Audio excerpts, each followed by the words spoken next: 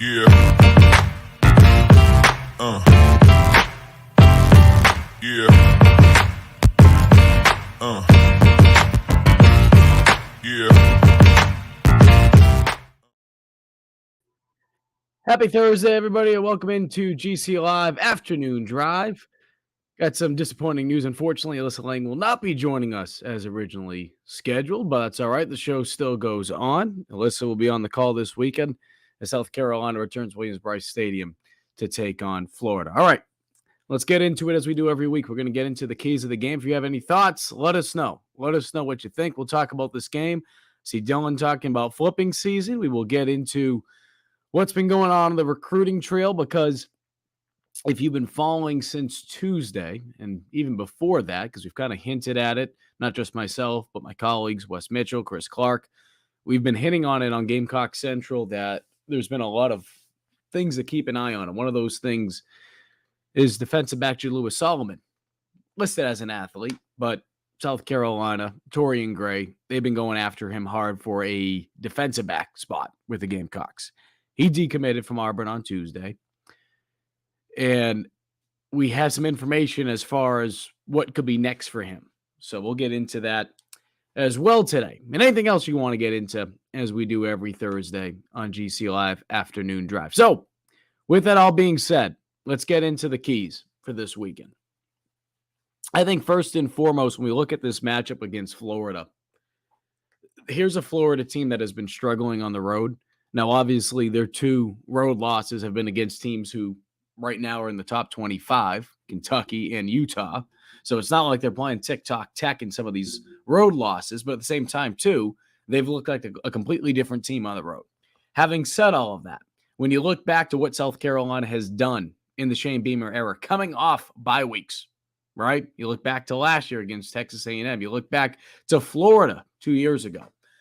Both of those games took place at Williams-Brice, which obviously this game this weekend will be at home. But USC was able to score the first time that they touched the ball on those opening series. Last year against A&M, it was a 100-yard kickoff return for a touchdown by Xavier Luedecke. 2 years ago against Florida, it was a field goal. The point being is USC has been able to take advantage of coming out and not showing that rust. And that's why today, if you follow GamecockCentral, you're a subscriber, you read Quick Slants, that's why I titled it Rest or Rust. Because with this South Carolina team coming out of the bye week, are they going to come out clicking? Are they going to be able to play fast? Or are they going to look like a team that hasn't played a game in a week, in 2 weeks, right? And they just look sluggish? Because that happens with some teams. That hasn't been the case so far during the Shane Beamer era. But at the same time, too, it's a new year. Things change. And you certainly hope that's not one of those things that go in the opposite direction. So being able to take advantage of getting up early, right? Another thing, too, playing off of that, South Carolina has never trailed in a game coming out of a bye week. They didn't trail against Texas A&M. They didn't trail against Florida 2 years ago. Now, there were ties in some of those games, but they have not trailed. So I bring this up because for a Florida team that has been struggling on the road, if you're able to not only get out on them, on top of them early, I really think that the crowd can play a factor in this game as well. Give the crowd a reason, right? It's been sold out for weeks. Give this crowd a reason to be able to help you to be able to take Florida out of this game. Because if Florida falls down early in this contest, I think this is a game that South Carolina can run away with. I really do. But it starts with being able to get a quick start and being able to get things clicking to be able to give your fan base a reason to get behind you early in this contest. So start fast is number one. Number two for keys of the week on Quick Slants, third down stops. Florida is one of the worst teams in the country when it comes to third down conversions. They're actually rated 25th worst in FBS heading into this game. Having said that, on the flip side, USC's defense on third down hasn't been that great. It's been around that same area. Maybe a little bit better in comparison to Florida's third down offense. The point being is you need to do what you can to be able to get off the field on third down. South Carolina has struggled when you look at the whole picture through the first 5 games of the season. Some of that has to do with explosive plays. Some of that has to do with the fact that South Carolina has struggled to really be able to put teams behind the sticks early. I mean, you look at those two things in particular. We talk about explosive plays, and it's not just in the secondary. Obviously, it's going to be more evident. Clayton White talked about it yesterday when I was asking him about explosive plays and trying to limit that. I mean, that goes back to, just being able to wrap up, right? Quarterback scrambles out to the outside. Instead of giving him 2 yards, he gets 10. He gets 12. He gets sometimes even 25 yards, right? I mentioned the little plays because we want to talk about explosives, 20 plus yards. But I mentioned the 8-10 yard pickups because that is one of those things that changes how you approach how you're going to play a down. Because if Florida, I'm going to use Florida for example, Florida is behind the sticks on second down, right? 2nd and 12 in comparison to 2nd and 2, that changes everything. That changes what the Gators will probably run, right? That changes what you're going to run from a defensive standpoint.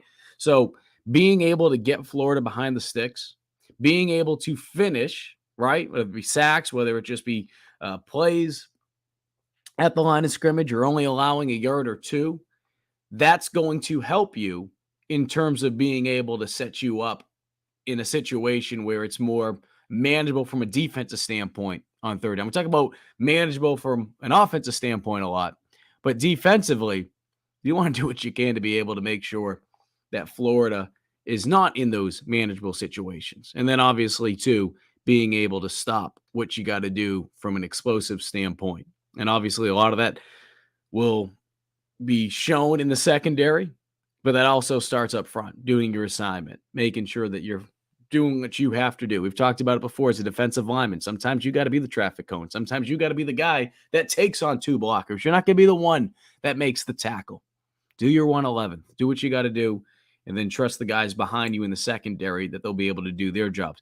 Playing off from that, though, in terms of being able to get off the field, and we saw it a lot, obviously, in that Mississippi State game, this is, at least we're assuming, this will be the healthiest South Carolina's defense has been since week 1. And I think that's a safe assumption to make. But on top of that, the younger guys, and not even just the younger guys, but guys who have not played as much, and you're trying to get them more reps. You're coming off that bye week.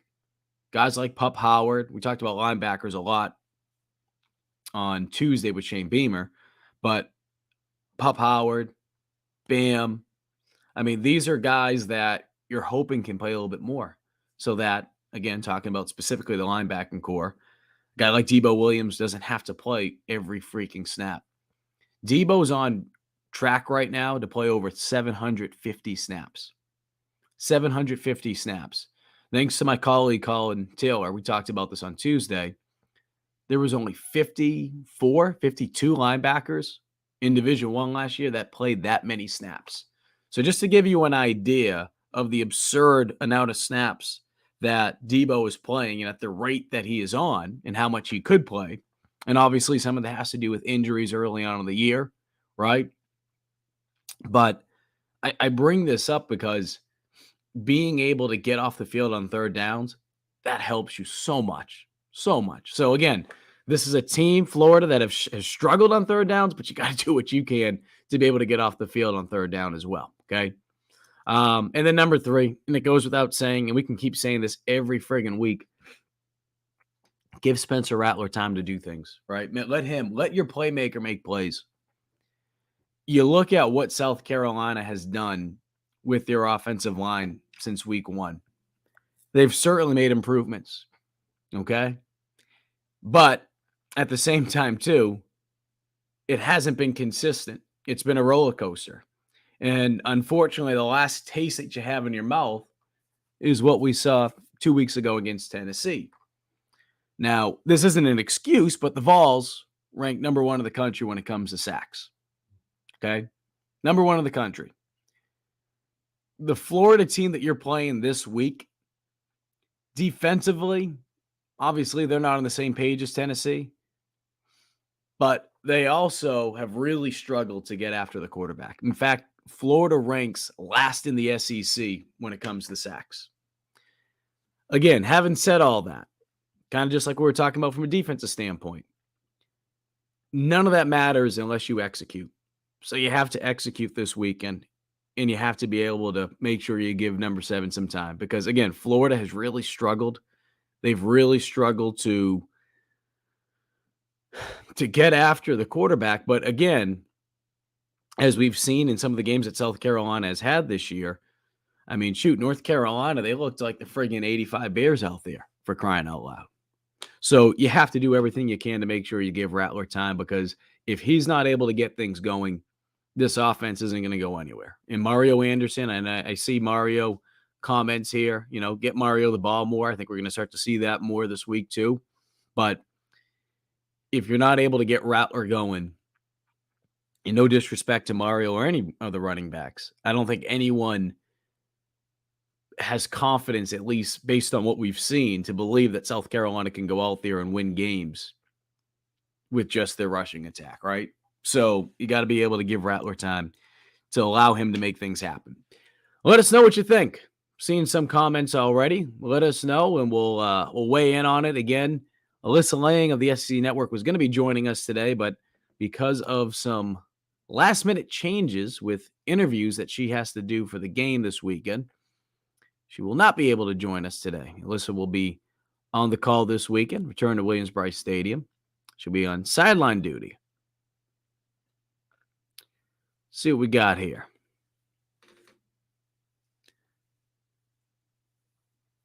Quantrell News says, I wonder what South Carolina's record with the fear is in town. Well, I said this to someone the other day. I remember 2 years ago, the Zeb Nolan game, and I said the Zeb Nolan game. It's not like it's the Michael Scarnecchia game or the Eric Kimry game, because there were multiple games that Zeb played in that people could be like, wait a minute, which one's that? Or the Jason Brown game against Florida even 2 years ago. But I think about 2 years ago when South Carolina was playing Vanderbilt at home. And offensively, USC wasn't able to do anything that day. I mean, they really struggled to move the football. And what happened? Well, they made a change. Zeb Nolan came in, and then Zeb led them down the field, and the Gamecocks were able to win. And the importance of that game is if USC doesn't win that game, they don't go to a bowl game that season, Shane Beamer's first year. But I remember there was a gentleman sitting a couple rows behind me because at the time I was making the shift over from Watch Fox to Gamecock Central. I told West and Chris I'm not going to take a credential away from an intern after joining GC midway through the year. That wouldn't be right. So for the majority of that season, I sat in the stands. And I just remember sitting a couple rows in front of a gentleman, and he was so pissed off about the way USC was playing. This before Zeb came in. And he said, screw it. I'm going across the street to the State Fair. I'm getting myself a corn dog. So every time I think about games when the State Fair is going on and there's a home game, I think about that guy from 2 years ago. And I'm just wondering to myself, I wonder when he found out about South Carolina's win. I wonder when he found out about what Zeb Nolan was able to do. I wonder how good that corn dog was. But I don't know. I don't know the specific record on South Carolina when the Fair is in town, when they're playing at home. It's a good question. I'll look it up. It's one of those dumb little stats, but maybe there's something to be said about it. I mean, a stat that we can throw out there that I do know about home games is that South Carolina is 14-2 in the Shane Beamer era. So I bring that up because at least since Shane has been head coach, knock on wood, but he hasn't lost a home game when the State Fair is in town. I'll have to go back to the Muschamp era.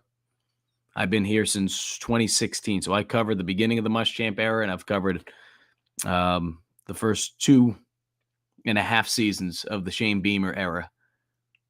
I'll have to go back and think about losses during the Muschamp era when the fair was in town. It's an interesting one. Going to Mario, though. Mario Anderson. It's been really neat to see his growth. We talked about it a lot at the beginning of the year, and I'm sure there was some frustration from fans in regards to, okay, why aren't we seeing Mario more? Why isn't Mario getting more touches? And we kept going back to some of the things that Mario said during press conferences. And I'm sure some people was like, okay, yeah, he's saying that, but just give him the ball. Well, the growth from Mario has been tremendous. And while South Carolina really struggled to run the football against Tennessee, and I brought this up last week during the bye week, that their rushing total against the Vols was misleading. And the reason I say that is because when you look at what South Carolina was able to do from a team standpoint, they were able to run the football for 132 yards. That sounds great, but 75 of those yards came on one carry. And that was Mario Anderson's touchdown in the third quarter at the beginning when USC got the ball. So I bring that up because Mario has found a way to be a spark for USC, certainly. But as a whole, the Russian attack needs to be more consistent. And I say that based on the last couple games. I'm not just saying that in terms of the entire season, because that's real easy to look at the entire season and say, okay, yeah, they need to be more consistent. No kidding. No kidding. Here's what Mario Anderson has done, though, in the last two games.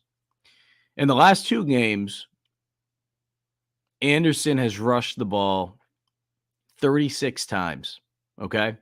36 times. He's had 44 carries on the year. Didn't get a carry week one against North Carolina. Got 6 against Furman, 2 against Georgia, 26 against Mississippi State, and then 10 this past weekend against Tennessee. And I think a lot of us understand one of the reasons why USC didn't run him as much.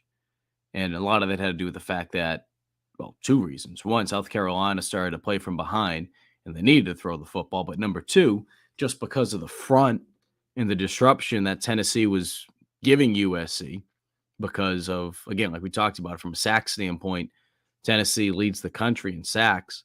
But I'm sure, too, if we look at tackles for a loss,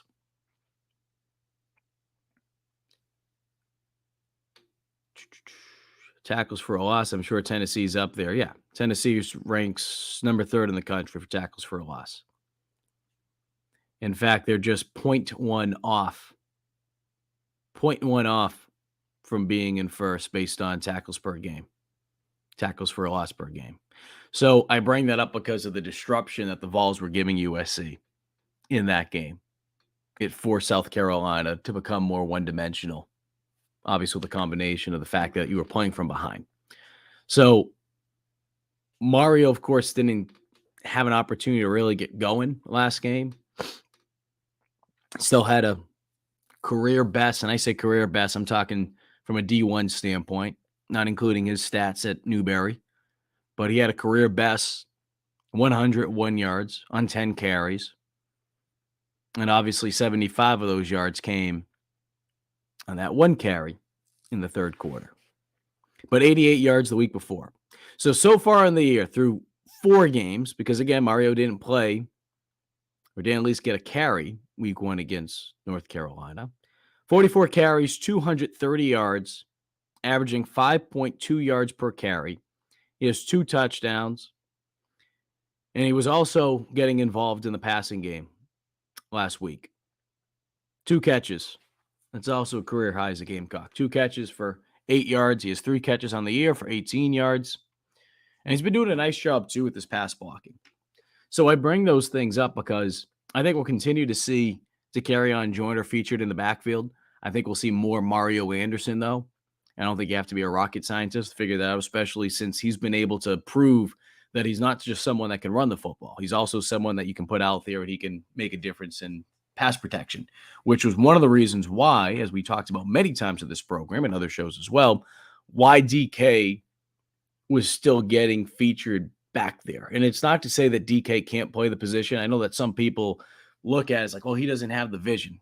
He's not a running back. He was a quarterback. Then they moved him to wide receiver. Then they moved him back. I understand that. But when you look at what South Carolina has in terms of what's in their toolbox, and at this point, unless something drastic changes, I don't expect South Carolina to play DJ Braswell. I don't. I expect him, if he does play, for them to make sure that he's still able to maintain his year of eligibility. Because when you look at the big picture of it all, we've talked about this with other players. We've talked about this with Sellers. We've talked about this with some of the wide receivers. At some point, you have to ask yourself what's in the best interest of not just the student athlete, but the best interest of the program. And when you look at a guy like Braswell and you look at what South Carolina has in their running back room next year coming back and what could be there in the next couple of years, having some type of experience is nice, but you also would like to be able to have that player a little bit longer if you feel like you can get more out of them, say, on the back end of that year, right? If you're looking at it from a 4-year standpoint, can you get more out of them in that 4th year in comparison to that 1st year, which would be their redshirt year? So I think that's where South Carolina is at with that. Does that mean we won't see him at all for the rest of the year? I think we'll see him. Again, because of the rules with the NCAA allowing you to be able to play in at least 4 games in the regular season. We'll see if they change the rule like they did last year for the bowl game to be able to play in the 5th game. But I think that's where things are at with that. But I think we'll see Mario continue to get more touches. And if South Carolina is able to be in a situation where they're not falling behind early and they don't have to just go pass, he'll continue to be a factor. And you certainly need him to be. I mean, God forbid South Carolina falls behind. I'm making this up. 7-0, 10-0, 13-0, 14-0, whatever the case may be, a 2-score game. You can't get away from the run game. You can't get away from the run game early. And we've talked about it for multiple reasons, but one being is it allows the defense to just tee off on your quarterback because they know it's going to be pass. Defensive linemen can just put their hands in the dirt and they can just pass rush on you. It's like a pitcher that just throws a fastball. If you can't throw a breaking ball or some type of off-speed pitch, it's going to make the batter's life a hell of a lot easier. In this case, the defensive linemen, it makes their lives that much easier because they know you're just going to be dropping back and passing.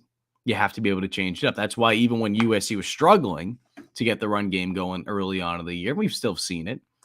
They've used a lot of short passes because they're trying to slow down that pass rush, even when the run game wasn't there, when it wasn't clicking on all cylinders. So what USC is able to do from a run game standpoint, that can make an impact with that, but it can also force Florida to hopefully bring down an extra defender in the box, like we saw against Mississippi State. The Bulldogs brought down an extra defender. Sometimes that was the safety. Sometimes that was the linebacker, because they started to respect USC's rushing attack. A lot of teams this season, and rightfully so, based on what we've seen from a product standpoint, they haven't respected USC's rushing attack.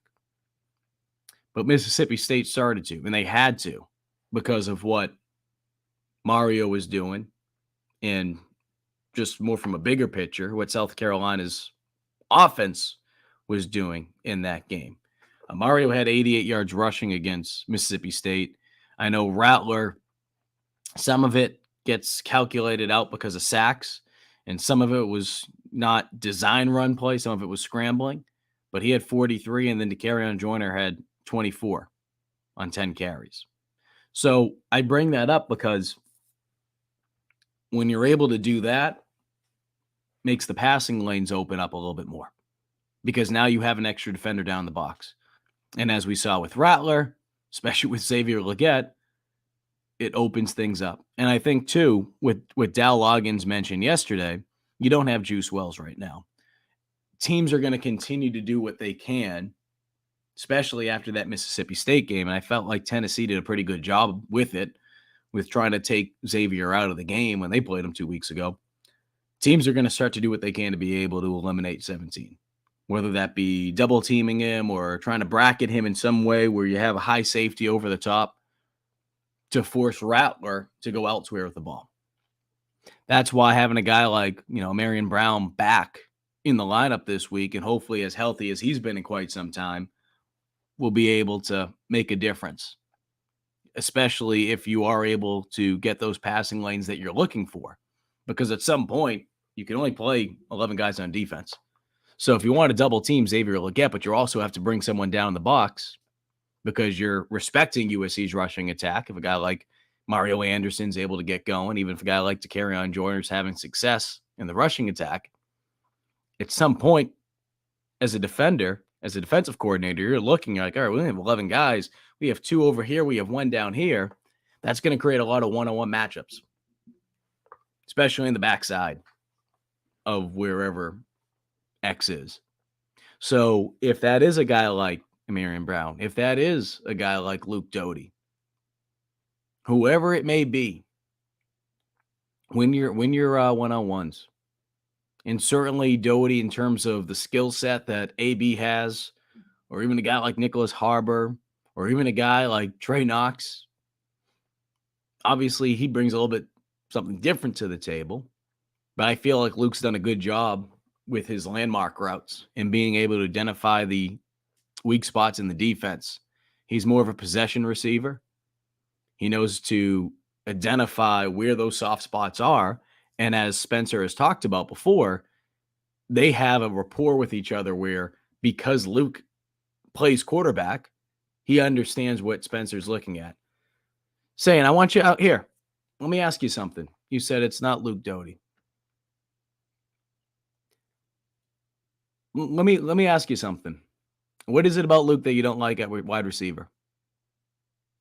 If you can give me like a legitimate answer based on the body of work with what we've seen, I'll listen other than, oh, he's not good.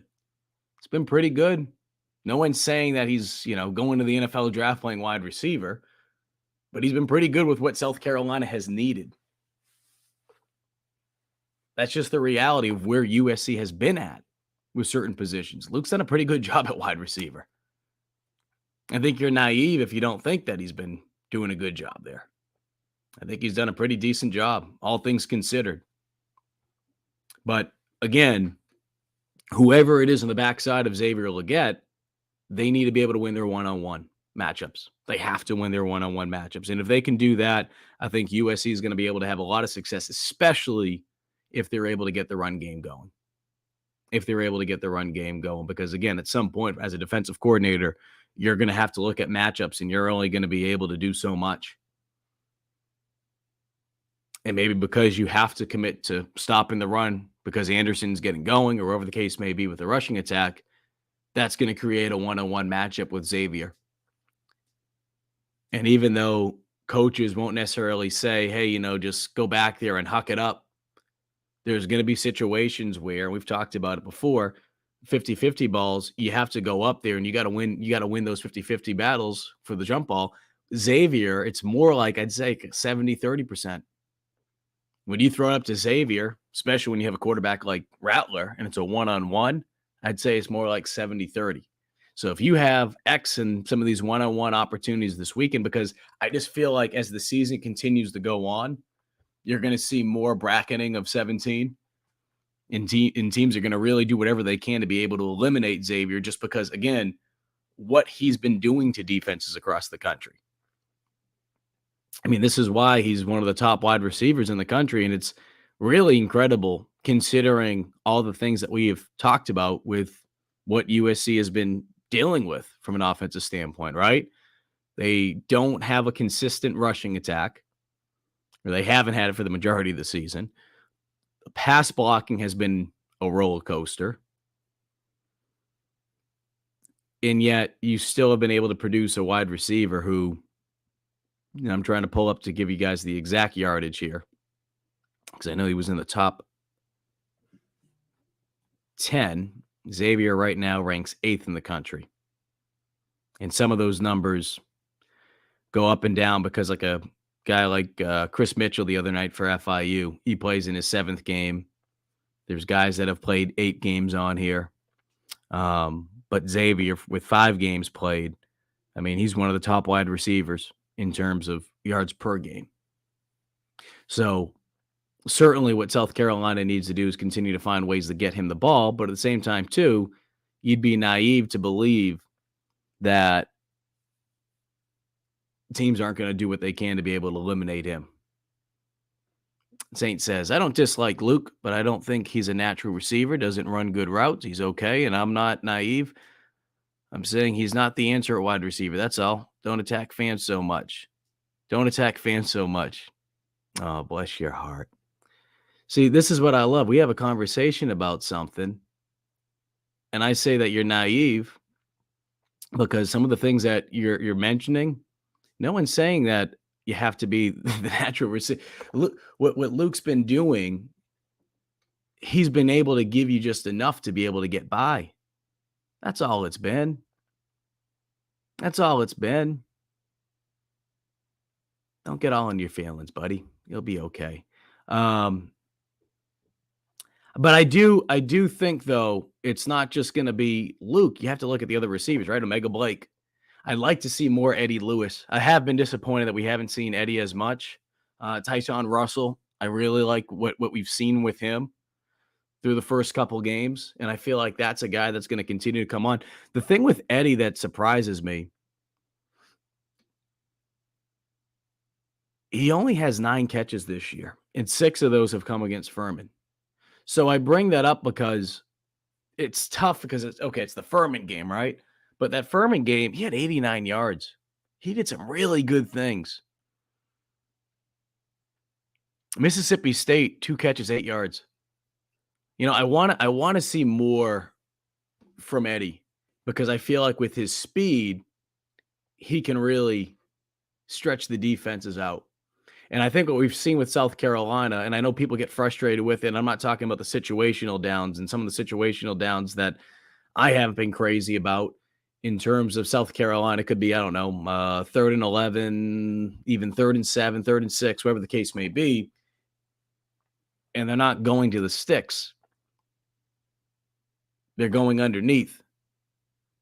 So I bring that up because a lot of the crossing routes that we've seen from South Carolina's offense, and I'm not talking about, again, those 3rd down, those situational downs, with being able to get to the sticks, they've done a lot more across the middle in comparison to what we saw with Marcus Satterfield in those 2 years.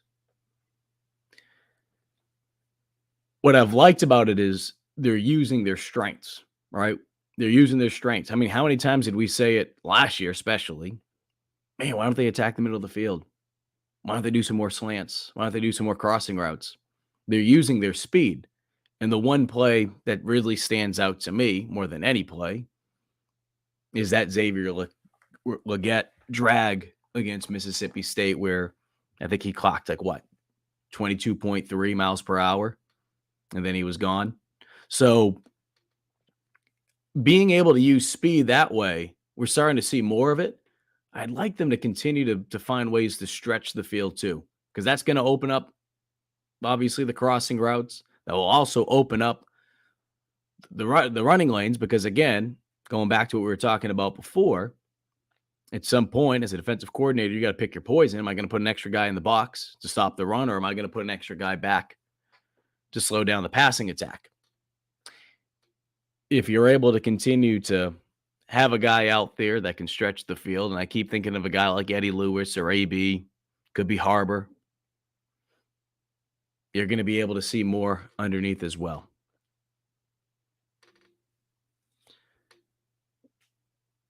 Jamie says, Jody was a receiver in high school. He was an elite high school receiver. He's going to be a good wide receiver going forward. Sellers a B, QB1 next year anyway. It's going to be interesting to see what they do with the quarterback room, though, right now. And I don't want to get too far ahead of for next year, but, obviously Sellers is going to be back. Luke Doty still has another year of eligibility. I think he actually has 2, believe it or not, because of the redshirt year, the medical redshirt year. Dante Reno will be getting in here in the spring, and then Tanner Bailey's there as well. It comes down to how comfortable they feel with that room. So let's say Sellers does become the guy, right? Regardless if Doty gets a crack at it or whatever the case may be. Let's say Sellers becomes the guy. Do you do the same song and dance that you're doing this year? And you put Doty at wide receiver and you're also having him as your backup. At some point, I feel like you got to figure out what position he's ultimately going to play.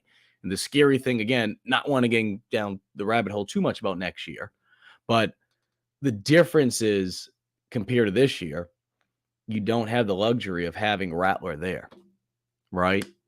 God forbid, let's say Sellers is your starting quarterback. He goes down. Doty's playing wide receiver. Do you feel comfortable with Dante Reno, who hasn't even stepped foot yet on campus? Do you feel comfortable enough with a guy like Tanner Bailey? God forbid. So these are the scenarios that you got to play out, but that's the reason why you have to feel comfortable about your backup quarterback situation. But again, we'll worry about that a little bit more in the offseason. Jay Diz says, Eddie only played one play versus Tennessee. He's made a catch on his one play. If he made a catch against Tennessee, they're not showing it for me. I'm trying. I mean, shoot, 2 weeks ago feels like 2 months ago. But at least it's not registering that he had a catch against Tennessee. But point being, and whether that be the case or not, Jay Diz, I want them to continue to get him the ball. They really haven't been able to get him the ball as much as I would have liked to have seen him used. And we could say this about multiple players, but specifically Eddie's speed and the fact that he has experience of playing college football under his belt before obviously coming to South Carolina. Would love to be able to see him used just a little bit more. Just a little bit more.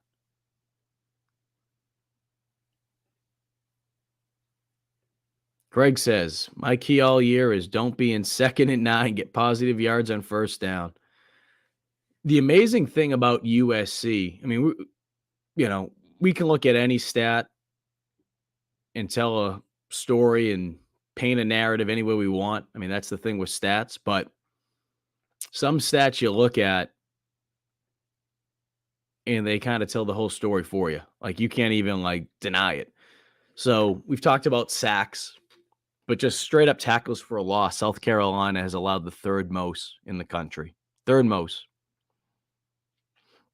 When I look at a stat like that and I read what you just said, Craig, that has played a big factor as to why South Carolina has not been able to, number one, been able to really get the running game going more than anything, right? Or they're not running the football as many times as people would probably like them to run, is because they're not in manageable 2nd down situations, sometimes even 3rd, right?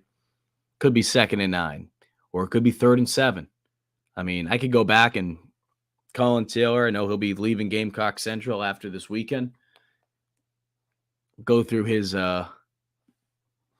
Excel sheets, all the situational plays that he has. He has it 2nd down, 3rd and short, 3rd and long. There's been many times this year, though, that South Carolina has been playing behind the sticks. Or they're in a situation where it's just not a manageable 2nd down or even 3rd down.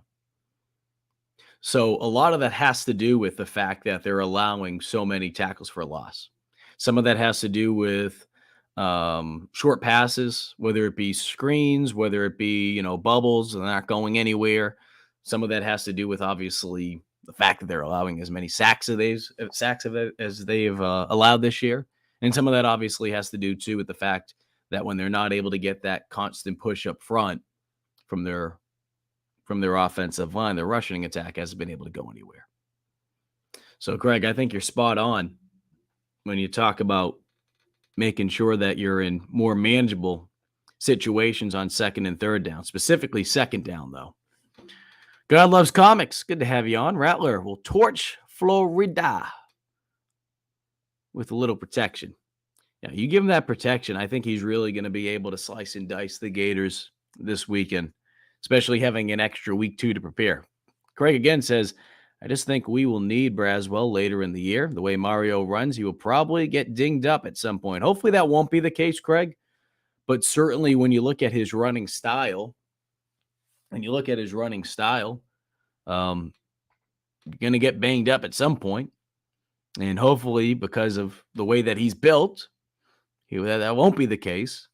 But when you talk about the depth of that running back room, at least from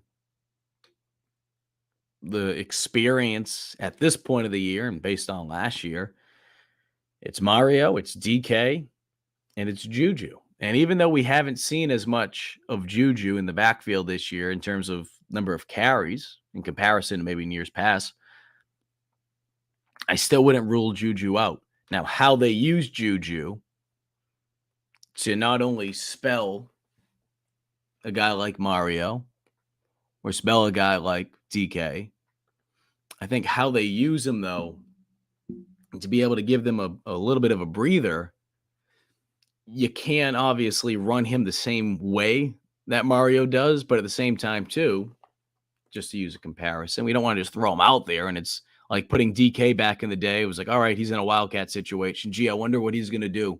And he went friggin' 2 straight years without throwing the football anytime he was in the Wildcat package.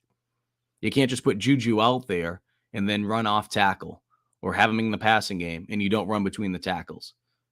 You know, obviously he's not built the same way in terms of his body type, but you recruited him to play running back here. And he's proven in the past, too, that he does have a little wiggle and he can find ways to make the most out of holes up front in between the tackles. Now, he's not going to be someone that could probably run in between the tackles as many times as a guy like Mario or even DK, but that doesn't mean that you can't run him in between there a little bit just to be able to give guys like DK and Mario a breather at times. Because, again, I don't disagree with you, Greg, that you certainly enjoy Mario running the football the way that he does. And obviously he's a physical running back. A lot of comparisons to Mike Davis. But you don't want him to get to a point where you're overworking him and he gets beat up because it's going to be a long 7-week stretch. I mean, that's the thing about having the bye week as early as you had it. I mean, I felt like it could not have come at a better time for USC, especially when you think about, okay, yeah, it's been 5 weeks into the season, but on top of that, you have a whole month of preseason camp, fall camp. These guys have been going at it nonstop. So to be able to have that week off, to be able to regroup a little bit, certainly, especially after coming off of the loss that they had in Knoxville, it couldn't have come at a better time. But that also creates now a very, very, very long second half of your schedule, which won't be easy. Jay Diz says, I don't think Doty has made a catch in the second half of any game all year outside of Furman. With Doty and DK on the field with the team's speed is too slow. We need threats other than XL. Xavier Leggett. Yeah, again, I think if Eddie's able to get going, AB, I really have enjoyed seeing what Russell has done at wide receiver. And the question now becomes, how much will we see of him moving forward?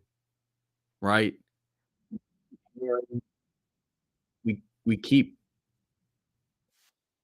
hearing from Beamer saying that, okay, hey, we're going to play these guys a little bit more.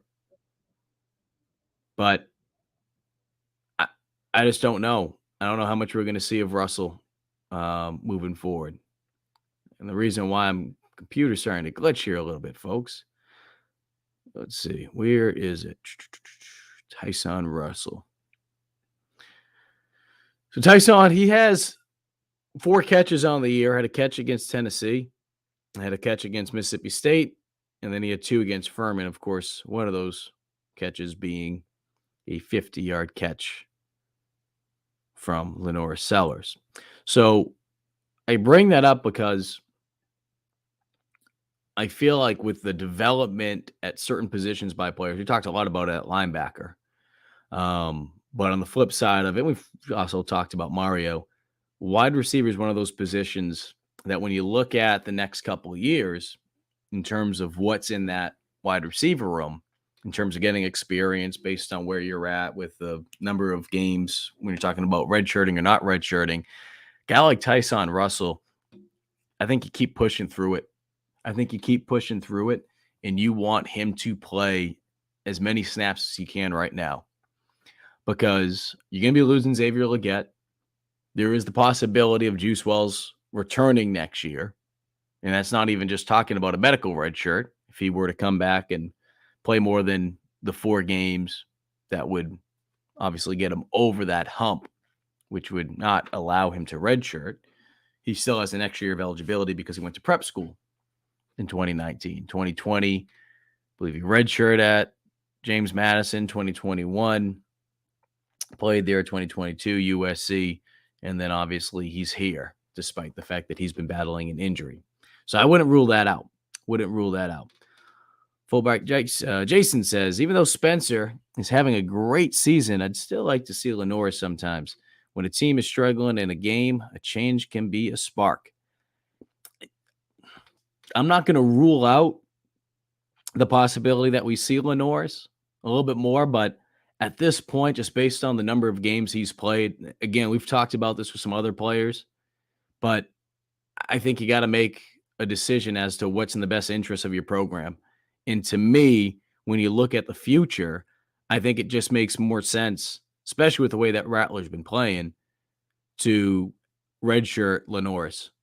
So I say that because, okay, he's played in 1 game so far. That was the Furman game. He can appear in 3 more games and still be able to maintain a year of eligibility. I think having him go out there for, I'm making this up, some of these short yardage situations. I'm not saying that's exactly what you're talking about, Fulbright Jason, but those are the plays I think a lot of people naturally first think of when they're talking about Lenore's, at least right now when they're talking about packages. Is it in the best interest of the program to just have him go out there and, I don't know, there could be, let's say, 4 or 5 plays, short yardage situations to put him out there in just for those 4 or 5 plays? I don't think it is. And especially, again, if you take Rattler off the field to put him in, you're taking one of the best quarterbacks in the country off the field. So I think long-term wise, it will make more sense to not have Lenore's out there in those situations, despite the fact that, again, I'm sure so many people are eager to see him go out there. I think it just makes more sense based on what you got. And again, just the bigger picture of it all. God Loves Comics says, I think they absolutely want a redshirt Sellers. Yeah. And again, that doesn't mean that we won't see Sellers used in some type of package at some point.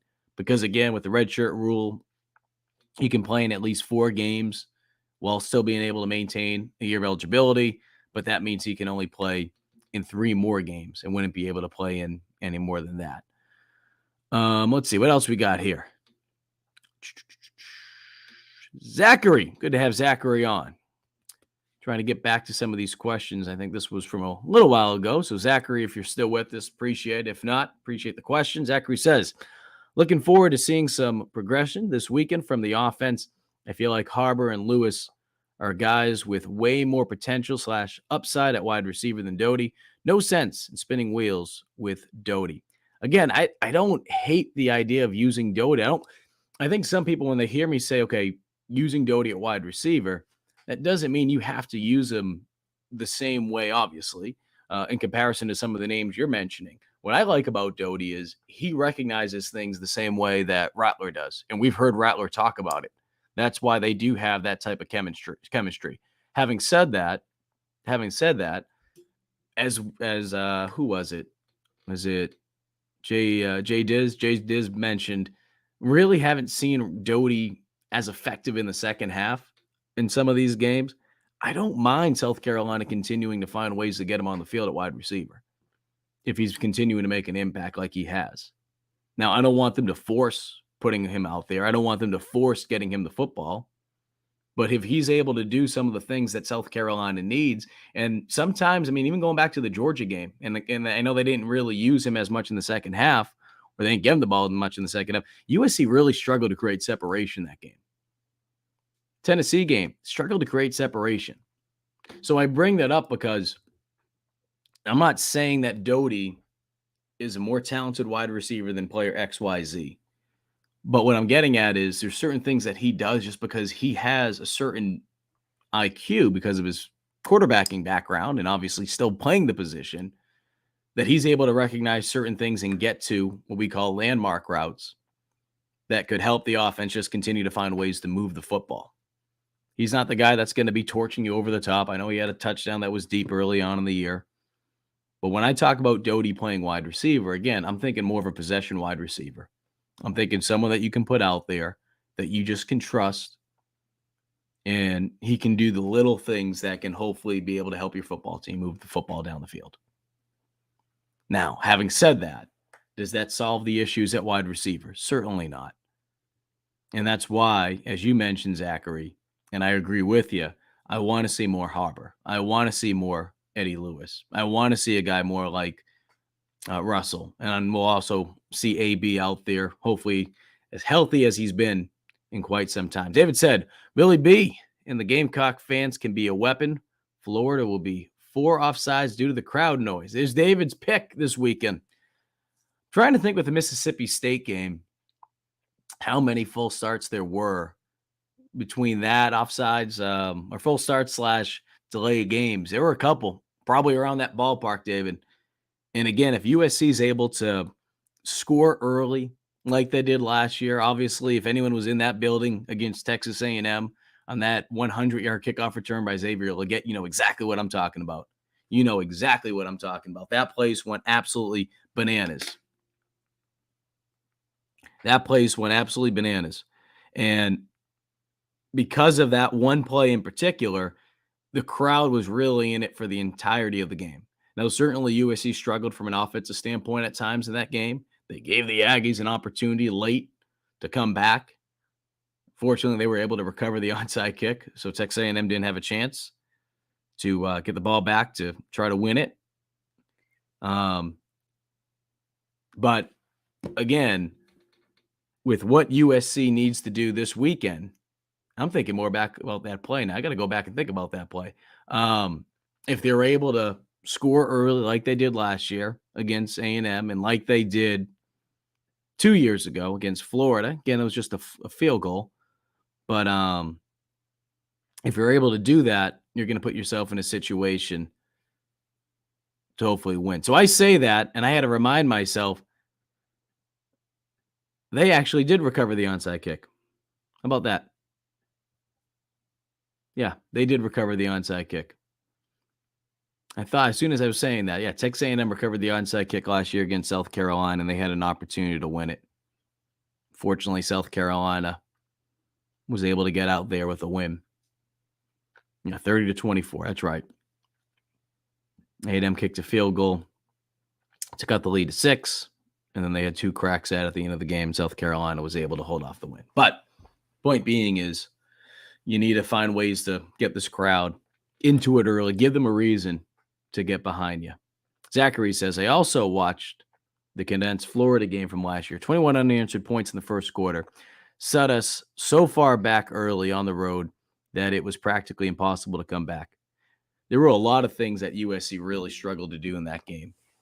You look at it, and I believe like at halftime, because of the fake punt by Kai Kroger, Kai had more passing yards, I believe, at the half than Spencer Rattler did. He certainly had more passing yards than him for a good portion of the first half. So I bring that up because it's just one of the many things that really killed South Carolina. And what Florida was able to do in terms of being able to take advantage of playing in the swamp last year, and they were able to create some momentum, and they just didn't look back. That's what USC needs to do this weekend. It goes without saying when you're talking about the points, but that momentum, being able to create that momentum, because I truly believe if Florida comes out and they're down 7-0, 14-0, and you know the crowd's just into it, and you go back to what David mentioned with the penalties, I really think Florida is just going to shut down quickly. This seems like a team who, again, very talented team. They've struggled on the road this year, but those 2 losses have also been against top 25 teams, Kentucky and Utah. However, Florida is a team that if you can get up on them early, I feel like they'll shut down quickly. But you have to take advantage of that. You have to take advantage of any opportunity you have early on in the game. If you're able to have success with a trick play on special teams, as we saw last week with South Carolina, 2 weeks ago, before the bye week against Tennessee, they weren't able to capitalize that into points. I think back to week 1 against North Carolina, the onside kick to start the second half. South Carolina wasn't able to get points off that drive. And I bring those things up because when you think back to last year, and certainly there were block kicks, block punts that were returned for touchdowns. But even on some of those fakes, they were able to get some points on those drives. That's been one of the difference this year with USC. They're not able to carry that same momentum that special teams sparked them with a year ago, it feels like. And that doesn't take away from the fact that at times their special teams hasn't been playing to the level or the standard that I think a lot of us have expected them to play at now. Kind of like when you're grading on a curve. And I've talked with Colin Taylor about this.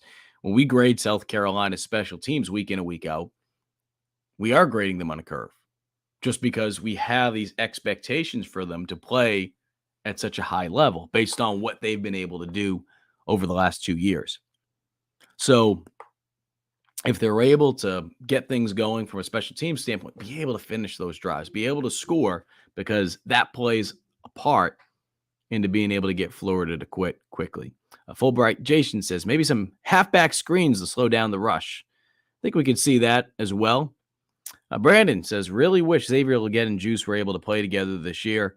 Would be lethal with how Anderson is running the ball right now. What really stinks is just talking with Xavier and knowing how much him and Juice talked about that in the offseason.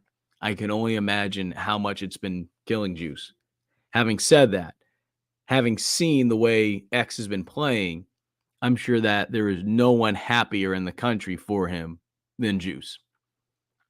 And obviously, his story, Xavier Luedecke's, everything that he's gone through since high school, and it's easy to be able to get behind that young man, but to know how much work he's put in, not even just this offseason, but going back to last year, right?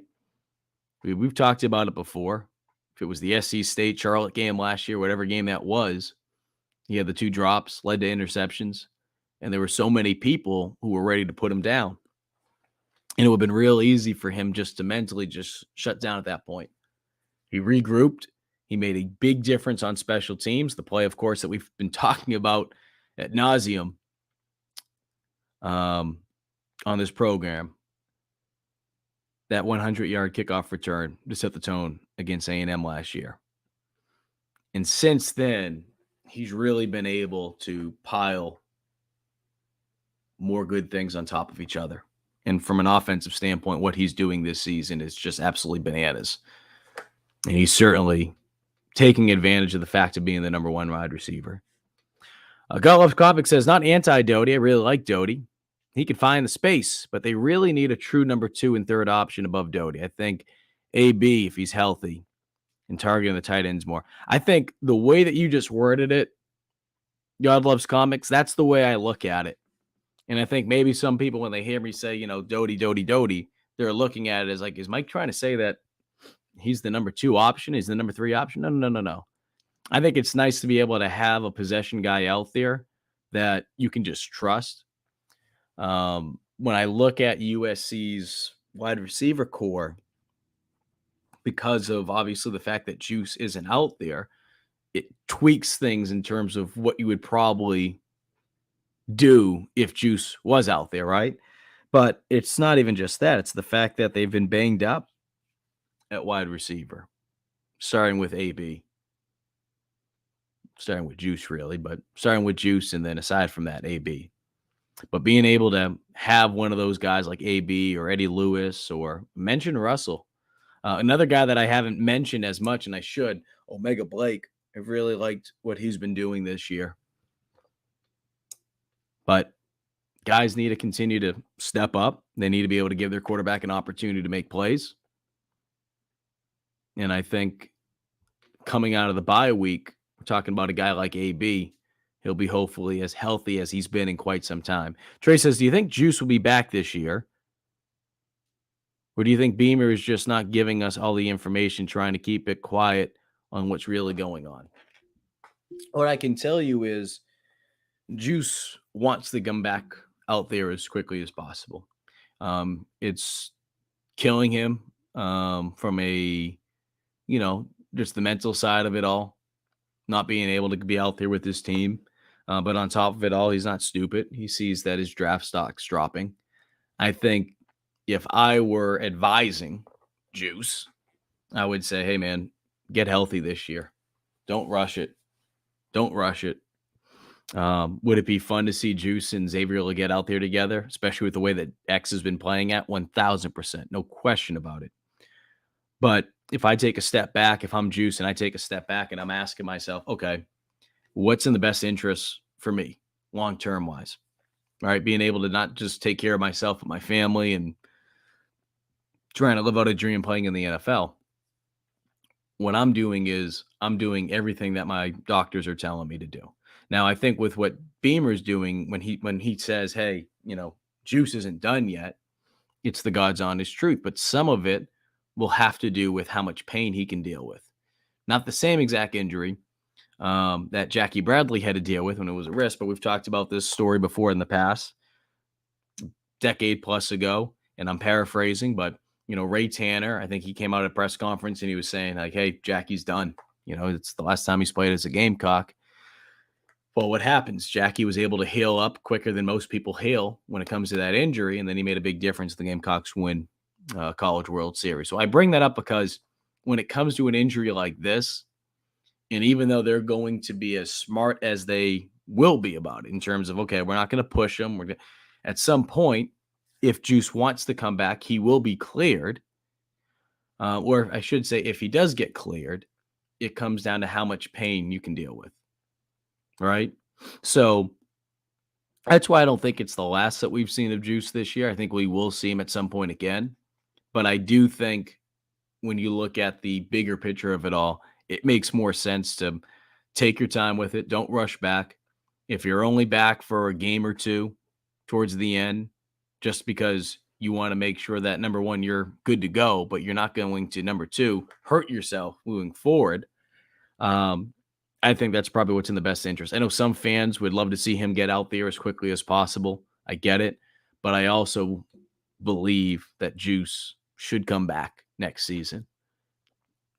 And it's not just talking from a selfish standpoint of how that could benefit the Gamecocks, but how that could benefit him from a draft standpoint, because his stock is obviously taking a hit right now. You don't have to be Mel Kiper to know that. You don't play, unfortunately, your stock's going to take a hit. Fulbright Jason says, even third and long, Sellers can break containment, extend a play, and throw a rope for 60 yards. I definitely get home in his games allowed. I would definitely get home. I get what you're trying to say. I think what you meant to say is you would get home to watch him play. If you know that he's out there. What else we got here? God Loves Comics says, I think final 3 games last season, Beamer and Marshawn Lloyd practicing and likely to play, and he never came back. I think Juice wants to play more than Lloyd did. Just feels like he's done. Thing with Marshawn was, and I don't want to badmouth a player that's not here anymore, but Marshawn really was looking out for Marshawn. And I'll never knock a player for doing that, especially when you look at what it is. I mean, it's a business. I mean, we talk about NIL opportunities, all this other stuff out there. It's a business. Now, I'm not saying it's right or wrong, but Marshawn definitely went about it a certain way. I think Juice has more desire to return this season because he wants to be out there with his teammates.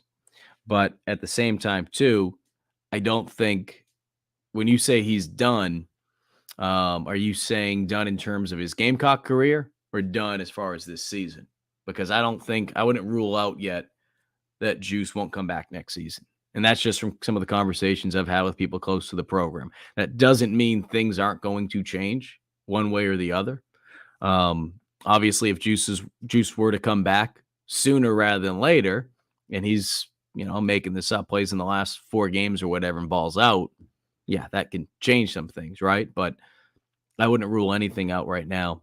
Fulbright Jason says, JD, Kel picked against us at home, was disappointed. I was like, come on. I know, I saw that. Should have had JD on today just so that everyone could have given him crap about that. But I think, look, until South Carolina can prove that they can be consistent, we talked about the success they've had in the Beamer era coming out of a bye week. But until they can prove to be consistent, regardless, home, away, I think from a national perspective, a lot of people are skeptical about picking the Gamecocks because you just don't know which Gamecock team you're going to get. Now, I said that about Florida, right? How they've really have struggled on the road in their 2 games. Granted, as I've mentioned, throwing the caveat in there, it was against 2 teams who are in the top 25. But I bring that up because Florida is similar in the sense that which Florida team is going to show up this weekend? And that's the reason why the Gamecocks are favorite. That Vegas feels a little bit more or higher on USC, and that's where the money's going. So I bring that up because which Florida team are we going to get this weekend? Which South Carolina team are we going to get this weekend? I'll say this. Whoever loses this weekend, oh boy. I mean, I obviously don't have a choice. I have to cover the Gamecocks. But the message boards, if South Carolina loses this weekend, they're going to be ugly. On the flip side, if Florida loses this weekend, it's going to be ugly down there. It's going to be ugly. So this is certainly a game where, both teams are trying to figure out still who the heck they are, what direction they're going to be heading in this season. They both have a lot of question marks that are still to be answered. But for USC, you're 2-3 team. You're 2-3 team. You have 7 games left. 5 of those 7 games are at home. 4 of them to close out the season. After this, you got to go to the 2 furthest places from your school in the SEC. Got to go to Missouri, then you got to go to Texas A&M the following week. Doesn't get it much easier for USC. Does not get any easier. So you certainly need to be able to take care of business this weekend if you want to get your season turned around. Never mind the fact that you need to be able to win 4 of these final 7 games in order to become bowl eligible too.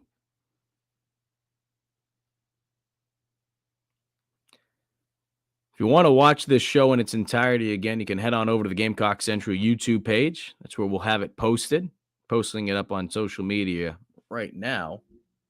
Alyssa Lang, unfortunately, was not able to join us. She was going to be joining us, but last-minute changes came up in preparation for this weekend's game, since she will be on the sideline reporting for the SEC Network. She'll be back at Williams-Brice Stadium. God Loves Comics says, anytime teams have a big season because of special teams or turnovers, there's a luck factor that can't be replicated year after year. Erlen says, it was against my alma mater, SC State. It was really unfortunate. Hated for him. Thank you, Erlen. Talking about Xavier Luedecke with those drop passes last year. Shout out to Buddy Pugh. Big Buddy Pugh guy. Had a chance to cover Buddy for 5 years during my time at Watch Fox. What an awesome, awesome person. I know it's his last year here coaching, and man, he certainly deserves every flower that has been thrown his way, and he'll be receiving certainly many, many more as this season comes to an end and afterwards with what he's been able to do for not just the sport of college football, but for the sport in this state, specifically football in South Carolina. Trey says, so Juice has another year? Yes, Trey does. Juice does have another year. God Loves Comics says, Juice is heading to the league after this year. That's what God Loves Comics believes. Like I've said before, I would not rule out the possibility of him coming back again based on the conversations that I've been having with people close to him. Everything is on the table right now. The reason why nothing is in stone is, well, because it's friggin' the second week of October, right? But it's a possibility. It's on the table. When I look back to last year at this time, October 12th, put it this way, October 12th of last year, if you would have been told, hey, how much money, or what would you put it from a percent standpoint? What would you say the chances are that Spencer Rattler is going to be back next season in South Carolina? I bring that up because the odds of Juice, just my opinion, the odds of Juice coming back as of today, October 12th, I have that at a higher number than what I would have had for Spencer Rattler at this time last year. Again, anything can happen, things change, but I wouldn't rule anything out quite yet. David says, Loggins, greater than Satterfield, hands down. He's been able to make a lot of things happen based on what they have in the kitchen. That's the comparison I keep making is, yeah, I mean, everyone wants to go into the kitchen and make a filet mignon or whatever, but if you only have the ingredients to make Fruity Pebbles, you better hope to God that you can make that the best breakfast that you can possibly have. And I think with what Dow has been able to do, despite what some of the numbers indicate, there's certainly been improvements with the offense. The problem is because of the flaws that they have, because the flaws are just so noticeable, right? Talk about the inconsistencies with the blocking up front, the inconsistencies with the rushing attack for the entirety of the season. Obviously, there's been improvements over the last couple of weeks since Mario's been able to get going, but those things stand out. Tyler Gay, good to have you, Tyler. Tyler says, since we have Rattler, Dak, and Doty on the field at the same time, I keep wondering why they haven't had plays put in to where they do double passes or get creative with 3 QBs on the field. Tell you what, especially knowing what we've seen with Beamer, and obviously a lot of it is more so special teams plays, but he's not afraid to get creative with trick plays. I am surprised that we haven't seen at least something to the effect of getting a little creative. Now, having said that, when you look at the games that they've played in, you wonder, was there a possibility for them to be able to do something like that? And that kind of just quickly went out the window because of the way the game was going. So I think that plays a part of it. The Inside Mind says, me personally, I think next, I think what you're trying to say is our. So I'm going to add the word our in there. Me personally, I think next year will be our year. We have a lot of good commits and much more. What's your opinion? I still think this team is 2 years away. So next year and then the year after that. So what, 2025? And the reason I say that is because you look at the young players that they were able to bring in this year, okay? Like the Pup Howards, guys like that. Next year's recruiting class, especially with the offensive linemen, very talented, very young. Dylan Store on the other side of that as well. Talk about just the trenches in general. Give them a year to be able to get developed, and then after that, right? So you'll have Lenoris, you'll have Dante Reno, you'll have a good quarterback room really pushing each other. But I bring that up because next year's schedule does not get any easier for South Carolina. It does not get any easier for USC. I believe, I don't want to get too sidetracked talking about next year, but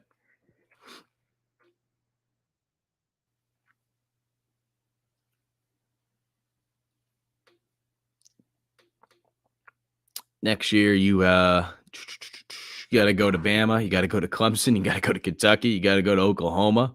You play LSU, you play Ole Miss, play Texas A&M, Missouri.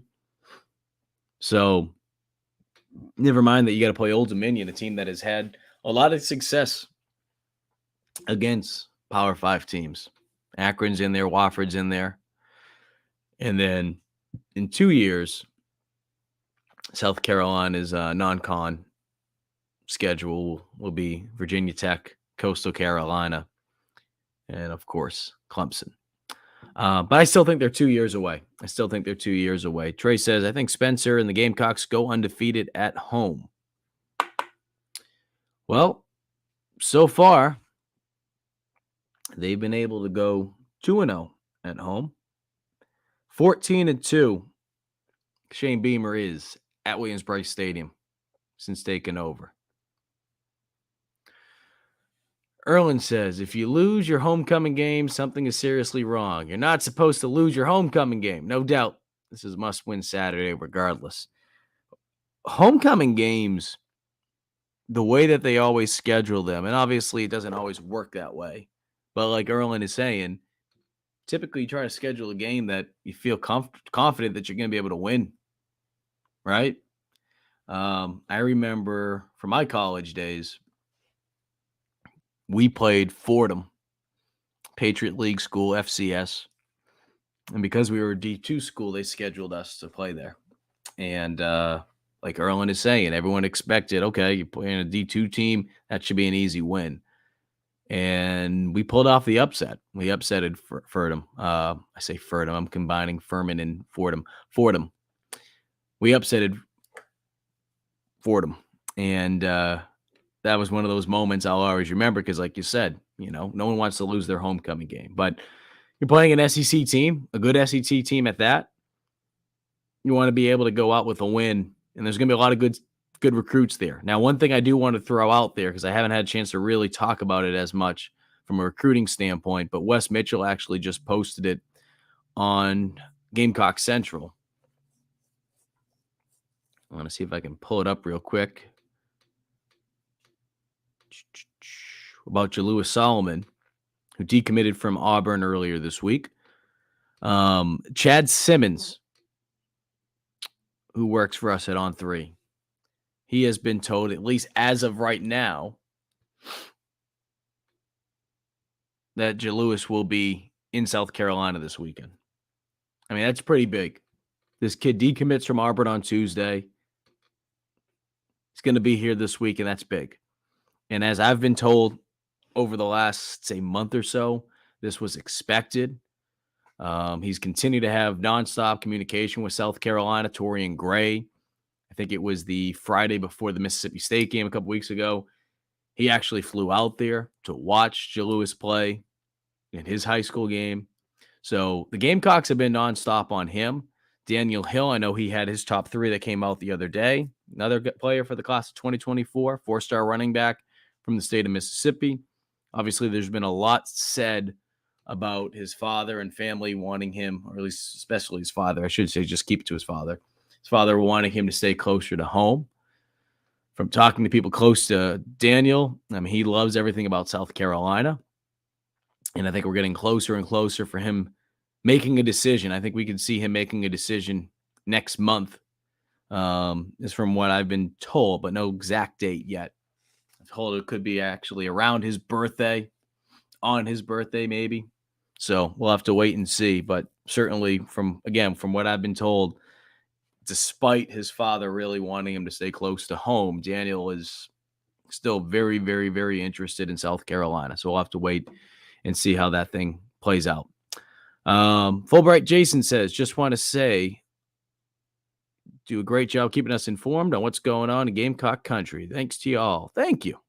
And bringing up Colin Taylor, we'll be bummed that Colin's leaving Gamecock Central. I don't know if he's made his announcement yet about what he'll be doing, but I can tell you he's not going to be going far as he gets out of the media world as far as covering sports. But appreciate everything that Colin has done. Won't be the same, obviously, at GC, but very, very happy for him and his wife. Craig says, agree, 2025, there's no excuses. God Loves Comics says we probably trade in Georgia for Bama. Talking about next year's schedule. Oof. Frederick Cooper says, don't they have LSU, Oklahoma, and Texas? They don't have Texas next year. They just have Oklahoma. Now, I would expect the following year in 2025 for Texas to be on the schedule. Would have been neat just from a storyline standpoint if Rattler was back another year, which technically he does have an extra year of eligibility, but I wouldn't hold my breath on that. As the Gamecocks go to Norman next season. No dates yet on those games next year, but we do know they'll be playing them. And we do know that South Carolina's non-conference schedule, Old Dominion, that'll be an August 31st game. Akron, September 21st. Wofford, November 23rd, the week before the Clemson game, and then at Clemson to close out the season.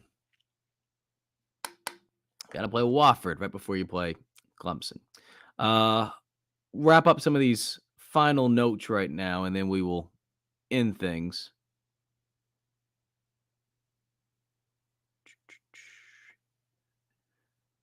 The Steel Curtain, good to have you on. Thank you for not saying anything about my Patriots yet. It's been a tough season. They have as many wins as the Boston Bruins. Hockey just started up the other night, and the Patriots had a month head start on them, and they have the same amount of wins just through one game. So thank you for not making fun of my Patriots yet. Steel Curtain says it would be a big disappointment if Hill goes to Bama. It would, no question, especially with the number of hours that South Carolina has put into it, and knowing that it's not if Hill goes to Alabama, it has nothing to do with NIL. It has nothing to do with NIL. I think that's the frustrating part, that there's nothing more that South Carolina could have done. Now, again, that's just speaking in hypothetical terms. If he were to go to Alabama, there's nothing more South Carolina could have done. But here's the good thing, because nothing's happened yet. An intern, Joe, we've talked about this on Tuesday night shows. The fact that you're in a big boy recruiting battle with Alabama just shows you what South Carolina has been able to do over the last couple of years to change the perception of the program. Now, certainly it comes down to what you do on Saturdays. No question about that. But when you look at what USC has been able to do since Shane Beamer has arrived, they picked up a 5-star last year in Nicholas Harbor. Obviously, he's still making the transition over to wide receiver, having played tight end and defensive end in high school. And he was banged up towards the end of preseason camp, which put him behind the 8 ball a little bit as he continues to make his adjustment over to the position. But Harbor, he's coming along. He'll be fine. Dylan Stewart for next season, for the class of 2024. You won a big boy recruiting battle for Harbor against Oregon. Phil Knight could have friggin' wrote down whatever number he wanted on a blank check and said, you name it. And you were able to win that recruiting battle. Dylan Stewart, that was up against Ohio State. So I say that because when you look at what USC has been able to do, and I would throw in Josiah Thompson too for the class of 2024, talking about offensive linemen, because USC's done a great job of being able to land some pretty talented guys for not just this year's recruiting class, but obviously last year as well with Harbor. But I say that because this is part of it. It's part of it getting into these big boy recruiting battles. And I think for the Gamecocks more than anything, if you're able to pull this off, especially when someone's father is saying, hey, I want you to stay close to home, which it happens. It's part of it, right? I think it sends the message, especially if you're able to get the wins, it sends the message that something special is being built here. Now, again, this season, the bridge year, the year 3, which is always a very challenging season for the majority of coaches across college football. It's about being consistent in making sure the program doesn't take major steps back. You look back to the Will Muschamp era, and I've said this before heading into the season, even if South Carolina weren't able to produce the consistency level, and I say the consistency level, I'm looking at about 7 wins, even 6, just trying to get to a bowl game. If they weren't able to replicate that, I still think they're much further ahead in comparison to where Muschamp's tenure was at that point. And it's real easy to look at the wins and losses. But the reason I say that is because when you look at from a recruiting standpoint where USC is based on last year's recruiting class, based on where they are right now, they're making progress.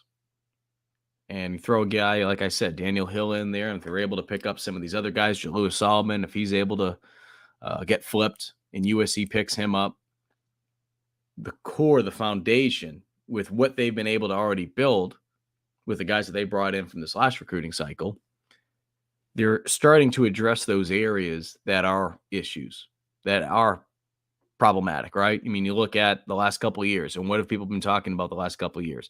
Man, South Carolina needs to really start focusing on recruiting on the offensive line and defensive line. It shouldn't surprise people that USC has struggled on the offensive line this year, especially when you have two starters go down with injuries, one in week one and then one going back to the spring. They try to adjust. They try to address it the best they could in terms of putting a patch on it for the short term, being able to bring in a guy like Nick Gargiulo, who's actually done a pretty freaking good job. It's not going to really stand out because as an offensive line unit, you're looking at it from across the board, and it's not necessarily easy to be like, all right, the O-line's, everything's good with them, No. It's not how it works that way. When one player's standing out, you're looking at everything. So I think being able to bring in some of those talented guys they have, again, there's a possibility that Cam Pringle could get bumped up to be a 5-star. You could have 3 5-stars in this class, 2 on the offensive line and 1 on the defensive end, on the other side of it. Not bad. Not bad. And the running back situation's looking pretty decent, too, as far as talent for the future, right? You got Braswell in there right now, 4-star freshman. You have Daniel Hill potentially coming to South Carolina, 4-star. Matthew Fuller, he got the bump up to being a 4-star earlier in the year by on 3. They're addressing the areas that they need to. And that doesn't mean that you say screw it with the other positions, but they have really focused on going after their weaknesses. Steel Curtain says he wasn't going to bring it up. Wasn't going to bring up the fact the Pats stink. Graham says Gamecocks beating Tennessee 63-38 last year was insane. It was. It's in the past now, right? And now you're trying to be able to make those memories this weekend against Florida. You need something like that. You need a staple win this weekend. God Love Comics says we could face Dabo, Napier, and Venables in the same season. Dabo and his former assistants. The new Orange Crush.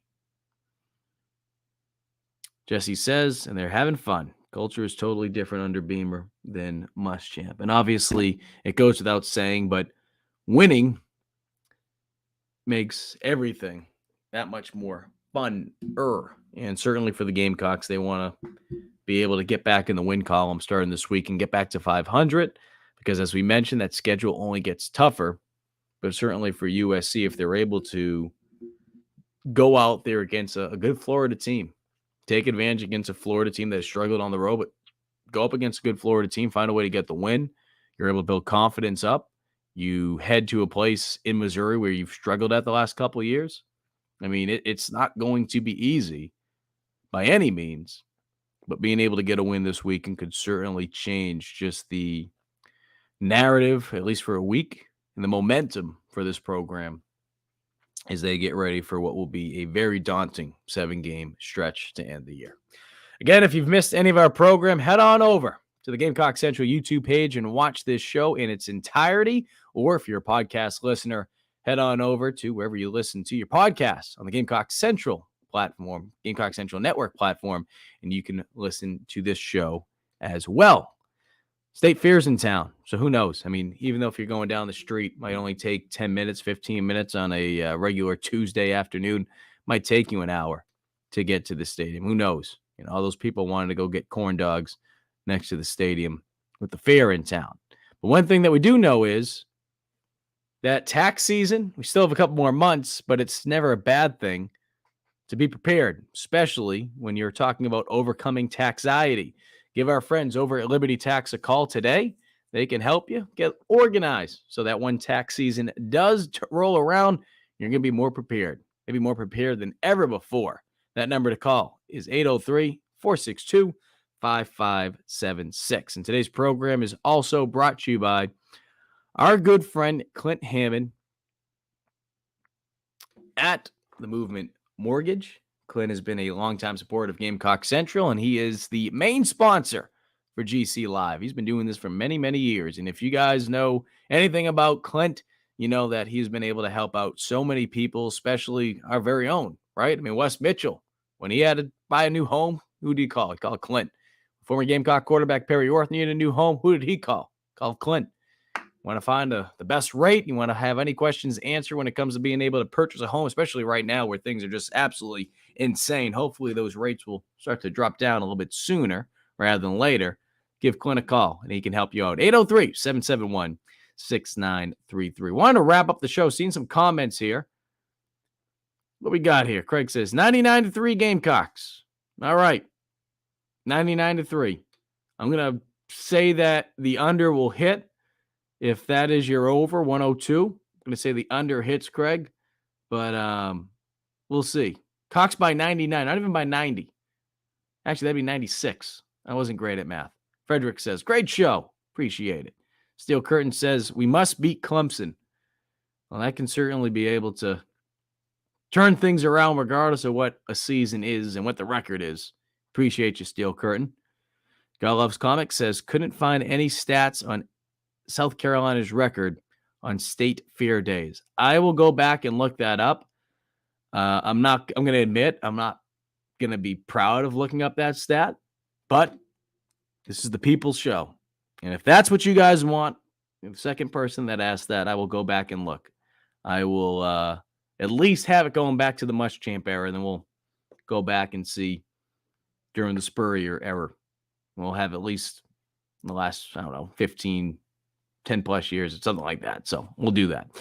Again, guys, head on back to the Gamecock Central YouTube page if you want to watch any of this show. If you missed it, unfortunately, Alyssa Lang was not able to join us today, but that's all right. You can catch Saturday. She'll be on sideline duty on the SEC network.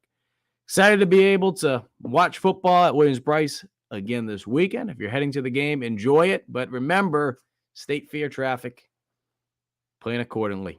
Have yourself a good Thursday afternoon and enjoy the rest of your weekend. Gamecock football turning to Columbia on Saturday.